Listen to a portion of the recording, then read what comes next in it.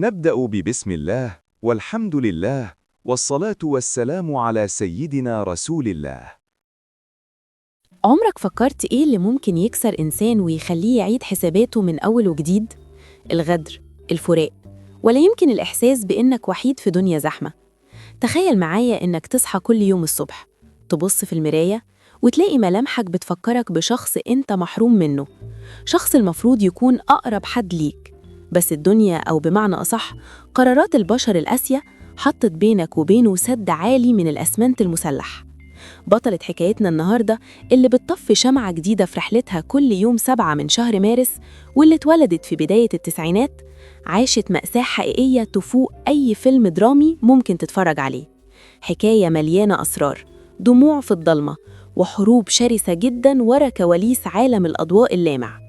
عالم من بره كله فساتين وابتسامات، ومن جوه مليان سكاكين باردة بتطعن في الظهر. عايزك تركز معايا قوي في اللي جاي وتسأل نفسك، لو كنت مكانها هل كنت هتقدر تقف على رجلك تاني، ولا كنت هترفع الراية البيضاء وتستسلم؟ سيب لي إجابتك المبدئية في التعليقات، وتعال نغوص في التفاصيل اللي هتحبس أنفاسك. نرجع بالزمن لورا سنين طويلة. طفلة صغيرة بتفتح عينيها على الدنيا، بتلاقي نفسها في بيت ناقص أهم ركن فيه. مفيش حضن دافي تستخبى فيه لما تخاف، مفيش إيد حنينة تمسح دموعها. الأب لسبب ما خد قرار صارم، قرار عامل زي السيف، قطع بيه أي فرصة إن البنت دي تشوف والدتها. حرمان كامل ومطلق. الأيام بتجر بعضها، والطفلة بتكبر والأسئلة بتكبر جواها. مين الست دي؟ شكلها إيه؟ هل بتفكر فيا زي ما بفكر فيها؟ ملامح الأم بقت مجرد خيال باهت في ذاكرة طفلة بتعافر عشان تفتكر أي حاجة. تخيل الإحساس بالضياع ده لمدة تقارب 30 سنة. أيوة، 27 سنة بالتمام والكمال من الغياب التام. البنت كبرت، دخلت الجامعة، درست أعلام، ووقفت على مسرح الكلية تمثل. وهنا وسط زحمة الأفكار لمعت في دماغها خطة عبقرية، بس نسبة نجاحها كانت شبه مستحيلة. قالت لنفسها: أنا مش عارفة أوصل لها، الأرض انشقت وبلعتها، بس أنا هعمل حاجة تخليها هي اللي تدور عليا. هبقى نجمة، صورتي هتنزل في كل مكان، المسلسلات هتدخل كل بيت. وفي يوم من الأيام الست دي هتكون قاعدة بالصدفة قدام الشاشة، هتشوفني وقلبها هيدق، وهتعرف إن دي بنتها اللي اتخذت منها زمان. فكر فيها كده، هل الشهرة ممكن تكون مجرد أداة عشان نلاقي حتة من روحنا ضايعة؟ لو مريت بتجربة فقد أو تدوير على حد غالي عليك، اكتب لي في التعليقات حسيت بإيه وقتها. الخطة بدأت تتنفذ، والبنت بتنحت في الصخر عشان تثبت نفسها في مجال مفهوش مكان للضعيف. وفي يوم من الأيام وهي في قمة تعبها، مريضة ومش قادرة حتى ترفع راسها من على المخدة، بتحصل المعجزة اللي استمتها ربع قرن. الباب بيخبط، العمة بتدخل ومعاها ست غريبة. في الثواني الأولى العقل كان رافض يصدق.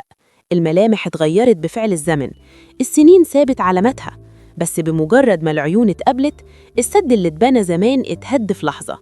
الحضن اللي حصل في اللحظة دي ما كانش مجرد تلامس جسدي، ده كان روحين تاهوا في زحمة الدنيا ولقوا بعض أخيراً. السر في اللقاء ده إن الأم فعلاً كانت بتتابع برنامج كوميدي شهير جداً بيعتمد على المشاهد السريعة، ولما شافت البنت على الشاشة الفطرة صرخت جواها وقالت: دي حتة مني، دي شبهي. بس دايماً الفرحة في الدنيا دي ما بتجيش كاملة. بعد فترة من اللقاء اللي رجع الروح للجسد، الأقدار بتكتب سطر النهاية في حياة الأم، وتفارق الدنيا وتسيب البنت تواجه مصيرها من تاني. بس المرة دي على الأقل كان قلبها هادي إنها شافت عينيها قبل ما تودع. تفتكروا الصدمات وقفت لحد هنا؟ للأسف دي كانت مجرد تسخين للي هيحصل بعدين. لما تقرر تدخل مجال تنافسي جدا، لازم تبقى عارف إن ضريبة النجاح غالية قوي. كل خطوة بتاخدها لقدام بتخلق ليك أعداء أنت ما تعرفهمش، أعداء بيبتسموا في وشك وبيحطوا السم في العسل. في فترة من الفترات البطلة بتاعتنا بدأت تحس بانهيار جسدي ونفسي غير مبرر.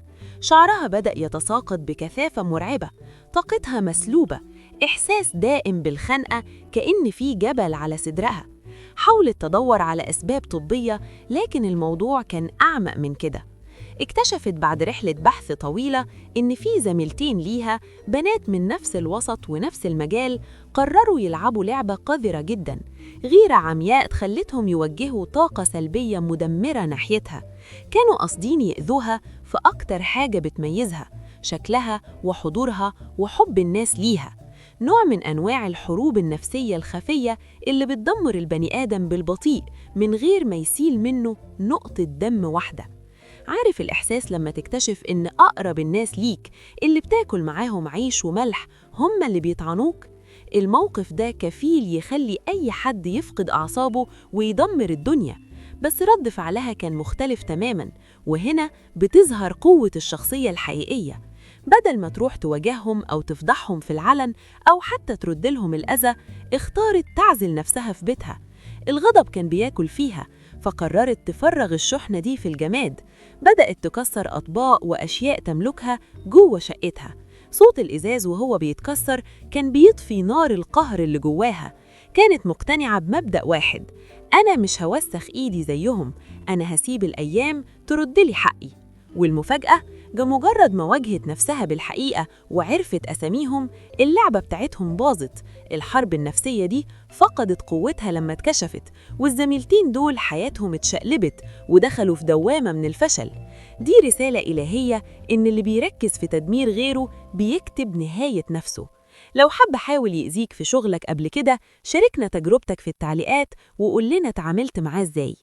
بس استنى، اقفل معايا باب الزميلتين دول عشان اللي جاي أغرب. هل تتخيل إن تليفونك اللي هو مساحتك الشخصية يكون متراقب؟ الفترة دي كانت غريبة جدا في حياتها المهنية. فرص كتير بتضيع في آخر لحظة، اتفاقات بتتلغي بدون مبرر، أدوار بتبقى بتاعتها وفجأة تروح لغيرها. إحساس بالخنقة، كأن في إيد خفية بتشدها لتحت كل ما تحاول تطلع. بدأت تلاحظ إن في ناس بتعرف تحركاتها قبل ما تعملها، بيراقبوا اتصالاتها عشان يقفلوا عليها أي باب رزق يتفتح. ليه؟ لأنها ببساطة كانت مختلفة، شاطرة بزيادة، وموهبتها بتخوف اللي متعودين على الاستسهال. فضلت ساكتة ما بتشتكيش لحد ما جالها اتصال غير مسار تفكيرها. كاتب من أتقل وأهم الأسماء في مجال التأليف كلمها مخصوص عشان يقول لها حقيقة كانت غايبة عنها.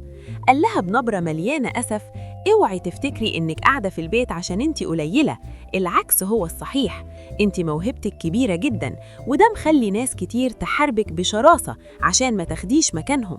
المكالمة دي كانت زي المية الباردة اللي نزلت على نار الحيرة جواها. عرفت إنها بتدفع ضريبة تميزها، وقررت إنها مش هتستسلم للمافيا الخفية دي. وسط كل المعارك الطاحنة دي، هل القلب كان مقفول بالضبة والمفتاح؟ هل المشاعر كان ليها مكان وسط الحروب النفسية دي؟ الحياة العاطفية في حياة بطلتنا كانت عبارة عن 3 محطات، كل محطة فيهم بتعلم درس أقوى من اللي قبله. المحطة الأولى كانت في بدايتها خالص، حب نقي بريء، كان ماشي في سكة الارتباط الرسمي وتكوين بيت وعيلة. بس فجأة الطرف التاني قرر يحطها في زاوية ضيقة جدا، حطها قدام اختيار قاسي: يا أنا يا مستقبلك وشغلك. معادلة ظالمة بتتحط فيها ستات كتير، بس هي لأنها بنت دفعت تمن حلمها من طفولتها رفضت الابتزاز العاطفي ده.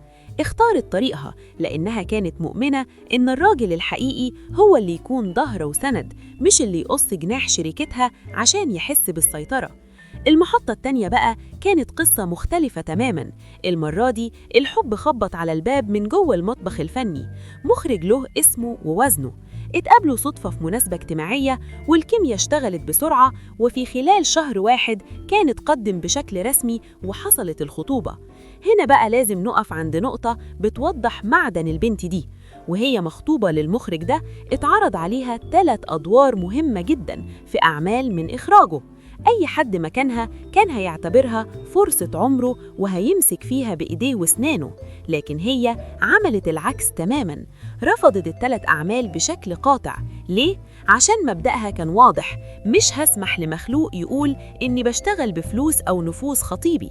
العلاقة دي ما كملتش والنصيب وقف، بس الانفصال كان في قمة الرقي والتحضر، لدرجة إنهم بعد ما سابوا بعض اشتغلوا مع بعض عادي جدا. وده بيعلمنا إزاي نفصل بين الخلافات الشخصية والاحترافية في الشغل.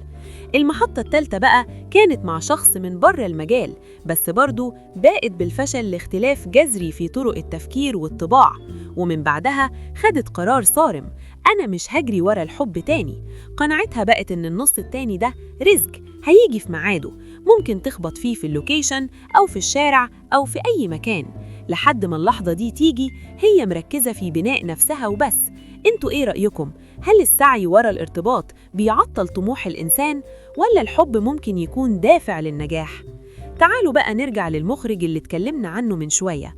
بعد انفصالهم جمعهم عمل درامي قوي جدا. الدور اللي اتعرض عليها ما كانش دور عادي، دي كانت شخصية بتجسد الشر المطلق، واحدة مليانة حقد بتدمر حياة اللي حواليها بدم بارد. هي بطبيعتها شخصية مسالمية جدا، فكانت مرعوبة من الدور. راحت للمخرج اللي هو خطيبها السابق وقالت له أنا مش عارفة أجيب تركيبة الشر دي منين. هنا بقى المخرج اداها نصيحة ذهبية غيرت مسار أدائها. قال لها أنت جواكي طاقة رهيبة، عايزك وانت بتمثلي الشخصية دي تفكري في الزواحف، خليكي عاملة زي التعبان، ناعمة بس لدغتها والقبر. الكلمة دي عملت كليك في دماغها، نزلت دورت على إكسسوارات وهدوم كلها نقوش لحيوانات مفترسة، حلقة على شكل تعبان، لبس كله ألوان بتعكس الخطر، لبست روح الشخصية لحد ما دابت فيها. ولما المسلسل اتعرض حصلت الكارثة اللي كانت بتتمناها. الناس في الشارع وعلى السوشيال ميديا بدأوا يهاجموها بشكل شخصي، شتايم ودعوات عليها وكراهية غير مسبوقة.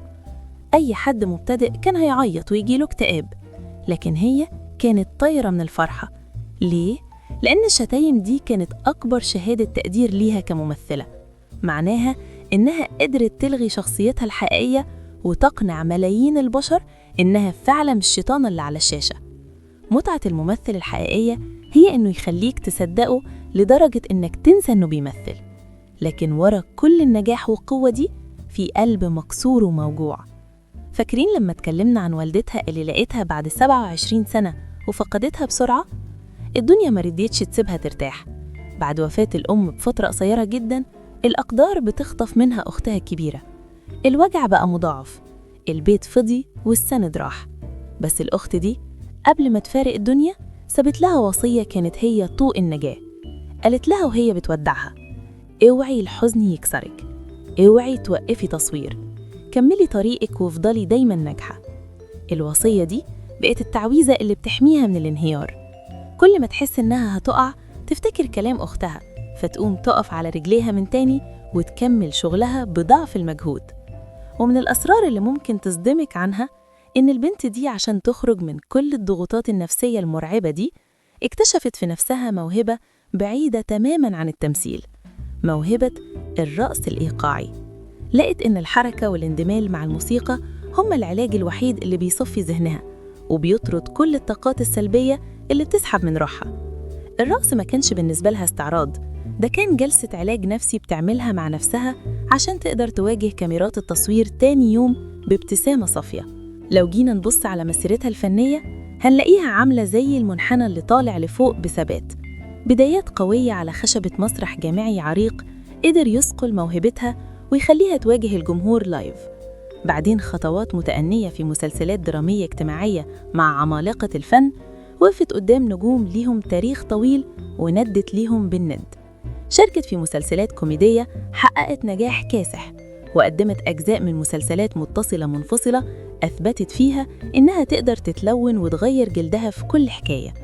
ده غير أدوارها في مسلسلات بتدور في عوالم غامضة وحارات شعبية أقرب للأسطورة، ووصولاً للسينما ووقوفها قدام نجمات صف أول في أفلام لايت كوميدي خلت الجمهور يشوف الجانب المرح والمبهج في شخصيتها. الحكاية دي مش مجرد سيرة ذاتية بنسردها في فيديو، دي روشتة حياة، دي قصة بتثبت لك إن الضربة اللي ما بتموتش فعلاً بتقوي.